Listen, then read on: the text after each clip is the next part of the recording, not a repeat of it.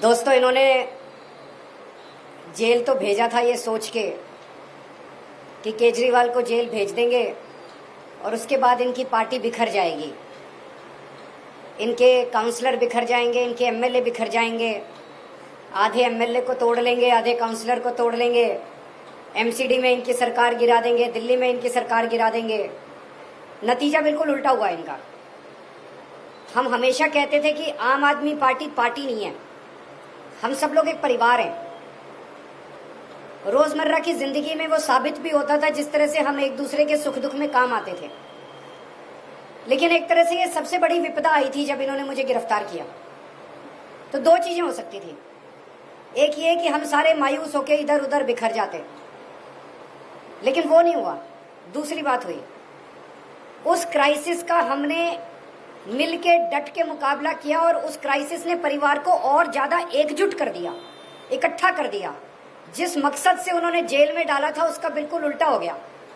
जितनी भावनाएं और जितना भावुकपन लोगों के, आप सब लोगों के बीच में था, हमारे पदाधिकारियों में, काउंसलर्स में, वॉलंटियर्स में, विधायकों में, उस इमोशंस ने सबको, परिवार को एकजुट कर दिया। हमारे कई लोगों को इन्होंने तोड़ने की कोशिश की, काउंसलर्स को तोड़ने की कोशिश की, एमएलए को तोड़ने की कोशिश की, कोई नहीं टूटा, कोई नहीं टूटा। पूरे देश के अंदर मिसाल खड़ी कर दी आप लोगों ने। पूरे देश में लोग कह रहे हैं कि दूसरी पार्टी वाले तो यूं टूट जाते हैं। कई लोग तो ऐसे हैं, कई जगह से खबर आ रही है कि फलानी पार्टी के चुनाव के पहले ही छोड़ के उधर चले गए। हमारे वाले पूरी कोशिश के बावजूद न पैसे से बिकते, न ईडी के डर से छूटते, कोई तो तोड़ ही नहीं सकता हमारे वालों को। इसके लिए मैं आप सब लोगों का बधाई देना चाहता हूं और पूरे देश को गर्व है आप हमारे नेतृत्व के ऊपर, हमारे काउंसलर्स, हमारे एमएलए, सबके ऊपर।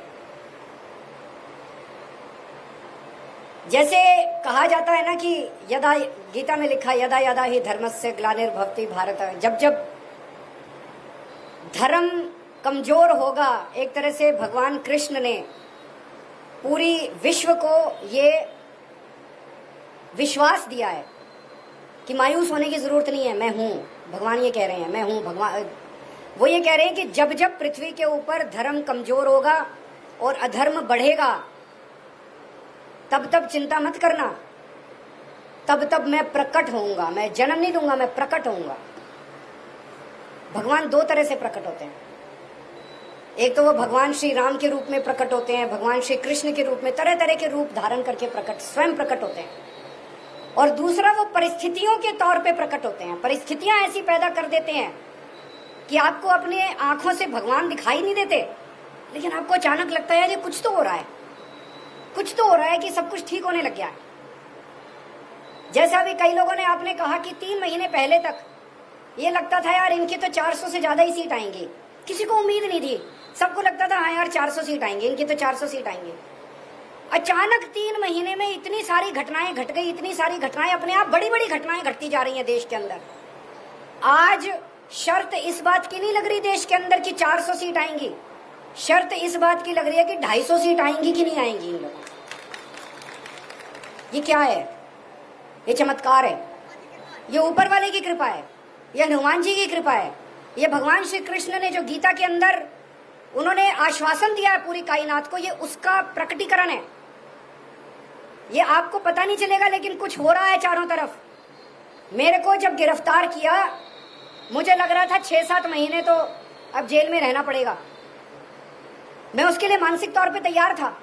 मुझे बिल्कुल उम्मीद नहीं थी कि मैं बीच में वापस लौट के आऊंगा। चमत्कार हो गया। शुक्रवार को सुप्रीम कोर्ट ने जो जजमेंट दिया, वो एक तरह से ऐसे लग रहा कि प्रभु ने कोई चमत्कार किया है।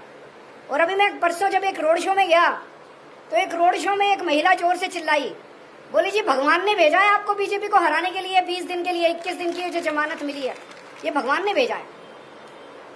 तो प्रभु अपनी तरीके से लीला करता है, लेकिन लीला भी वो तभी करता है जब आप कर्म करते हो।